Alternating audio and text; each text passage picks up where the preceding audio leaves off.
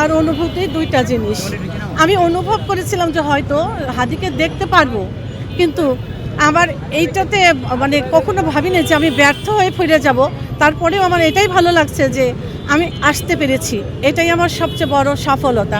আমি অনেক অসুস্থ থাকা সত্ত্বেও আমি আসছি, কারণ আমি আসছি ধানমন্ডি থেকে। শুধু আসছি যে হাদি আমাদের দেশে পৌঁছে গেছে, হাদি আমাদের দেশের মাটিতে ফিরে এসেছে, শুধু এক নজর দেখার জন্য এসেছি, কিন্তু আসলে দেখতে পারি নাই। তারপরেও কোনো ক্ষোভ নেই, যে আমার মনকে আমি সান্ত্বনা দিতে পারবো যে আমি এসেছি। এটাই সবচেয়ে আমার বড় পাওয়া, বড় চাওয়া।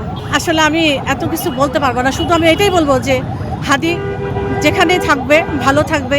হাদির জন্য সারা দেশের লোক দোয়া করবে, হাদি ভালো থাকুক।